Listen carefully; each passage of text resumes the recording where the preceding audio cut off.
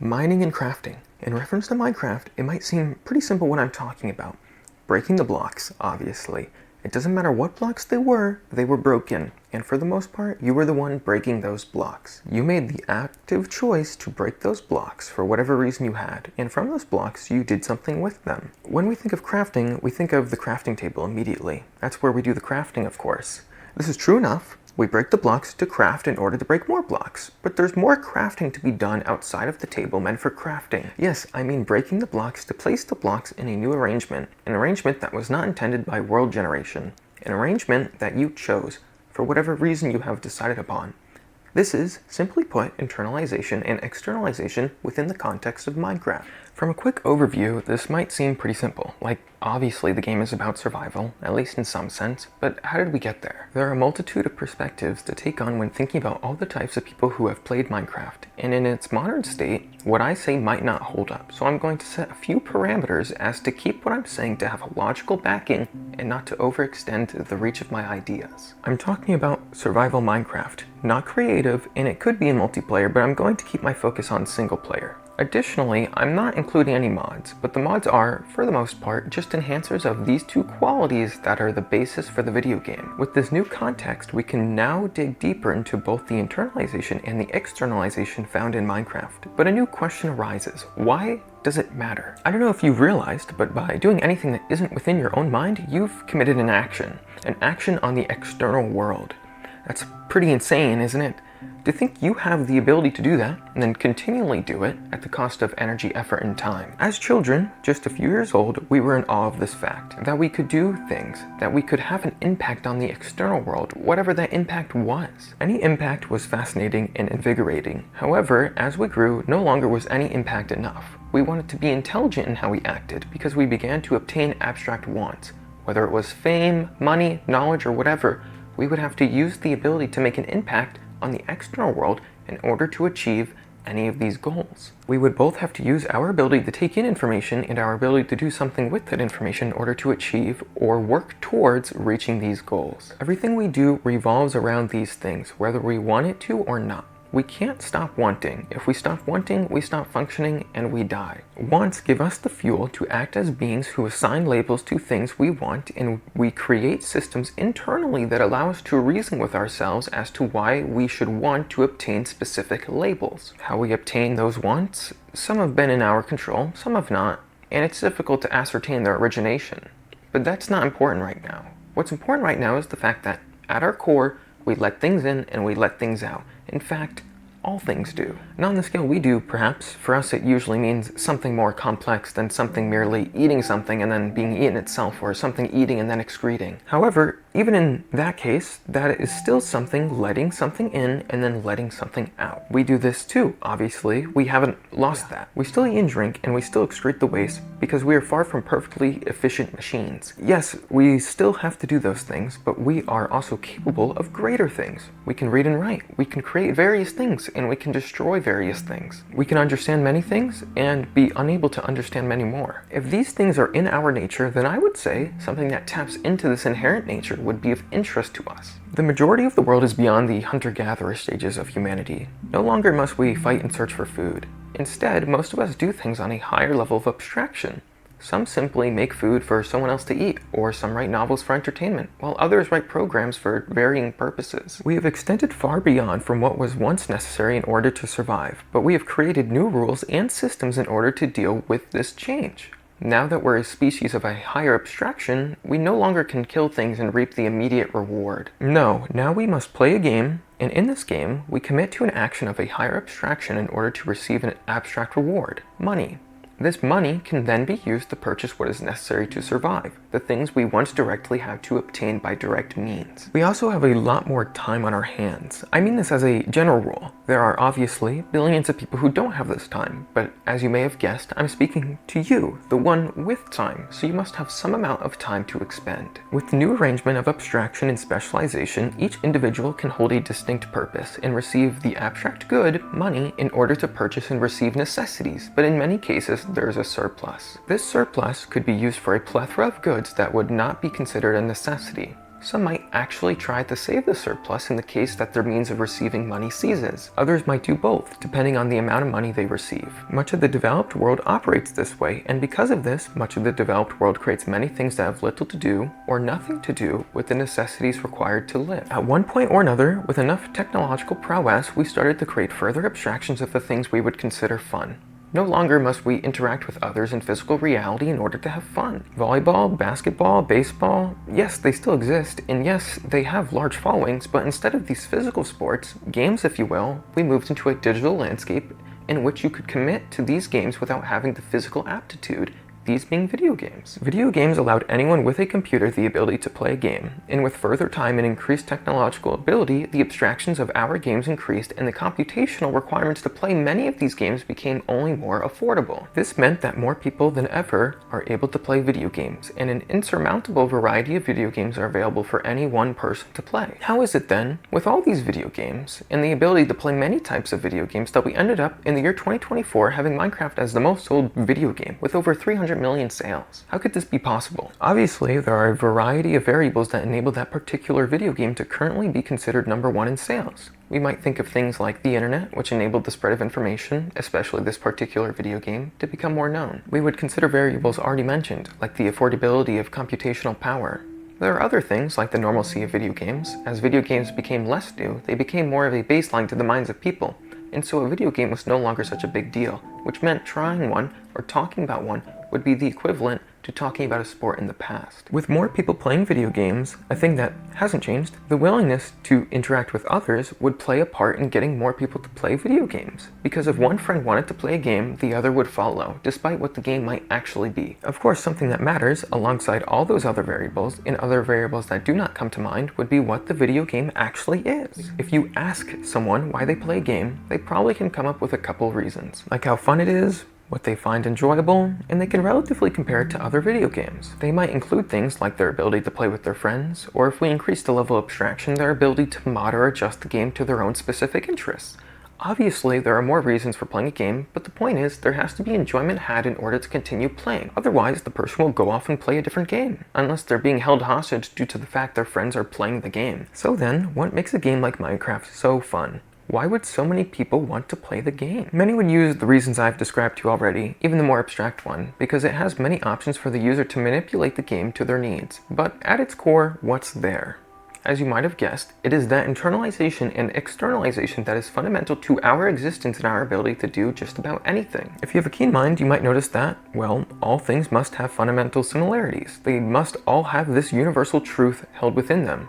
This is true. Similarly, you might notice that not all things are equally, within your mind, worth internalizing or externalizing. Even as something as simple as a drink, you could internalize water or soda, this is a physical choice, and both exist to hydrate you, but you would choose the soda because of a preference in flavor, or you might choose the water because you dislike the taste soda offers, or the detriments in health it brings. We're going to rationalize our choices based on our own personal likes and dislikes, levels of enjoyment, and also what we believe must be done above all else. How we get there is not my goal, but instead the fact that we are choosing is my focus. We choose what we want within whatever limited confines we've set within our minds and the limits of the environments we're in. The choices, though, at their fundamental level, aren't all that complicated. I need to drink or I need to eat are automatic responses to what we're feeling. What we choose to drink or eat does matter, but it only matters relative to what we consider to be worth drinking or eating, or at what cost the thing we consume is. Fundamentally, it is simply committing an action to survive. We might have abstractions for the things we want to do with our entire lives, like being a lawyer or a physicist. However we got there, those are pretty abstract things, and we might like the things held within those career paths. But the reality is, we want to receive a monetary reward as a result of spending our time doing whatever it is we do within those things so that we survive. That's at the rudimentary level what we want. We want to live. Okay, well, what does this have to do with Minecraft? Well, I assigned the parameters to Minecraft so that it makes sense within this context, and those were that it would be in the survival mode and in single player. I chose these because that's how the game began, ignoring Minecraft Classic and some esoteric early versions of the game, and I'd like to imagine that's because the game was attempting to target that innate human interest. Whether it was or not, I don't actually know, and I probably won't ever know, and it probably doesn't matter because whether it was done intentionally or not doesn't matter because it's been done. The point is, the game is fundamentally about survival. That's what we're fundamentally about too. We love to survive. That's what we're doing right now. If we're not surviving, then we're dead, and then we can't have fun surviving anymore. Life has to be inherently enjoyable to some extent, in some way, or we have to convince ourselves to live. Otherwise, we'd die. In the modern day, or in most of the developed world, it's a lot easier to obtain a means to live. Like said already, we don't have to be hunters and gatherers. I mean, many of us can sit on our computers and type code for a few hours, 5 days of the week, and be able to live. Yet, there must be something missing. We want to feel whatever it felt like to be a hunter-gatherer, or something like that. We want to know what that feels like. We like that feeling. We want to feel like we have to put everything on the line. We want to feel like we have to do something or else we're going to die. That excitement, too, can be abstracted. A career choice I think of that has voiced its feelings about that excitement would be police officers. Many officers have described the excitement they feel, the rush. And not all officers are like this, of course not, but to identify that as something that even a minority of people wish for is something worth taking note of. Eventually, though, they grow old and no longer want that. They're tired of that rush and want to relax, and in many cases they either retire or obtain a level of power, no longer having to put themselves in a situation where they might actually lose their life. What if what I've described to you has been present in Minecraft for years and is only truer today? It might just be a video game at its core, but we are capable of becoming immersed in things that are so obviously not reality. There's no reason for this to be an exception to that. It's about survival, and you must survive, and you want to survive, because that's what you're always in a state of wanting, and something that taps into this will probably be of huge interest to you. But wait, many games are about surviving, just their forms of surviving are different. A first-person shooter is about killing as many enemies while surviving the longest. Wouldn't this tap into the same interest? Yes, it would, and it wouldn't invalidate what I've said either. Both can stand on their own, and while both have the goal of tapping into the interest of survival, both don't go about it in the same way. Your FPS game doesn't have a hunger bar, nor do you have to kill pigs in order to heal health. Minecraft is one of the most fundamental survival games. And because of when it came out, when it gained popularity, it became notable, but that's still not enough to make it something like the best-selling video game. There are other survival games now, and have been for years, whether it was Terraria or Ark Survival Evolved, on the basis of just being a survival game. That would not be enough to make it stand out, or still, to this day, be notable. No, that would be because of the external and the internal aspects of being that actively take place in Minecraft. Sure, it happens in every other game, it's unavoidable, but Minecraft becomes notable because of the rudimentary form it brings these two aspects. We are literally breaking blocks to craft tools to break the same and more blocks in order to break even more blocks to craft tools and more types of blocks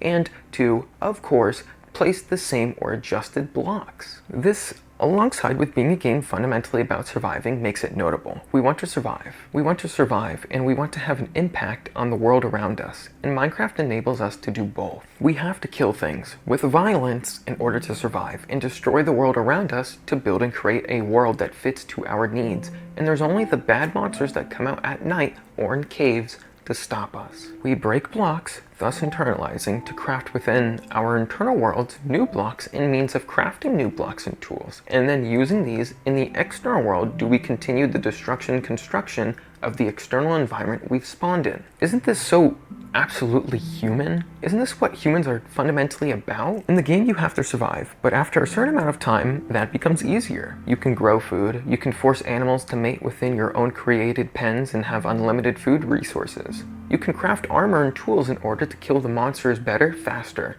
and to protect yourself from death. With the better tools you've created from harvesting resources from the earth, you can destroy it at an accelerated rate. At first, it might have been purely for your survival, and you had no choice but to do these things in order to survive. You couldn't just sit in a hole and wait. You would eventually starve to death. You had to begin having an impact on the world around you for your own survival. You had to mine, and you had to craft, otherwise you would die. In a game about avoiding death, that wouldn't be ideal.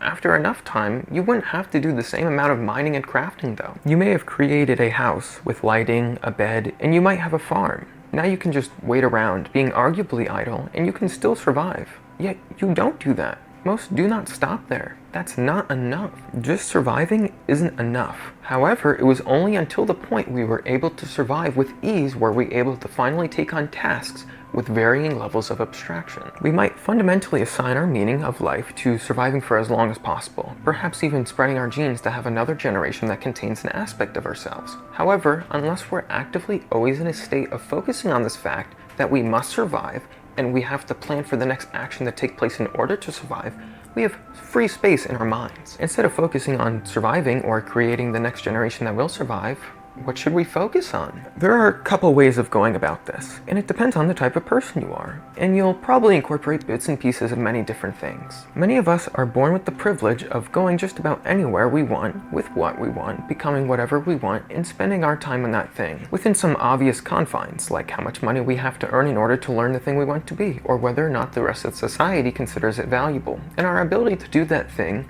within whatever environment we are in. Despite these confines, and many other confines that are fundamental to existence, we are in a sandbox. We are in a sandbox to do what we want, when we want, for whatever reasons we want to come up with. Despite this reality, many of us don't actually think in this way, or we've been taught not to think in this way. Yet, we still have the urges of having an impact, more than an impact than we already do. So what should we do about these urges, these feelings, these wants? Minecraft, in case you didn't know already, is a sandbox game. There's nothing you have to do or don't have to do. You don't have to survive if you don't want to. You could die. You could run around and die over and over again. You could punch a tree down, build a pillar, and jump from it, and then promptly die. Or you could push beyond the survival aspects and no longer have to focus on them.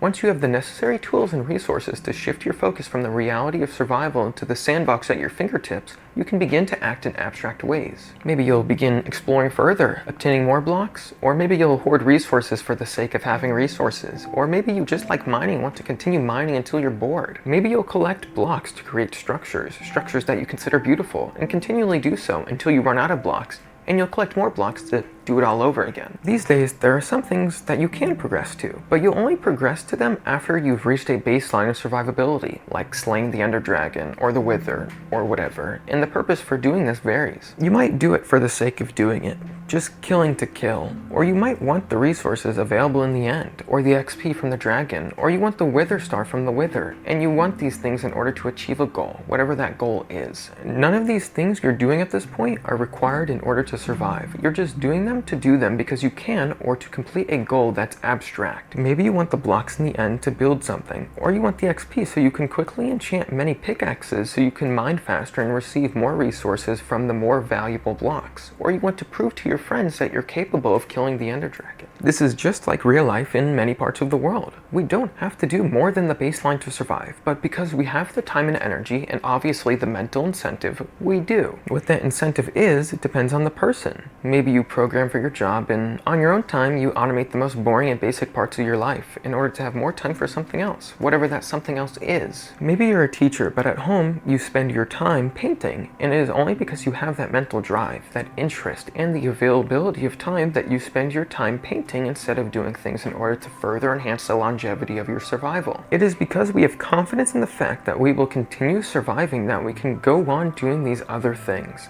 At this point, especially in these two examples, we've set layers of abstraction upon one another. Aside from these, there are also those who do the thing, whatever it is, to obtain money, their means of survival, and then spend their free time obtaining more money to ensure their chances of survival, or to obtain power to once again ensure survival. And they can set whatever carrot in front of their vision to deceive themselves into doing the thing. These people spend all their time obtaining more and more money. Everything they do is for more money, the abstract thing that enables us to purchase the means to survive, and allow our offspring to survive.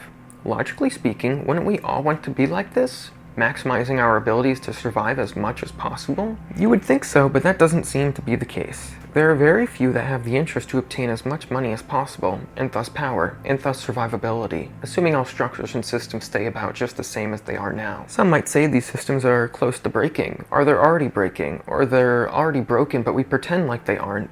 But the point is, there are those who want power in the system, and will maximize their ability to obtain that abstract idea, money.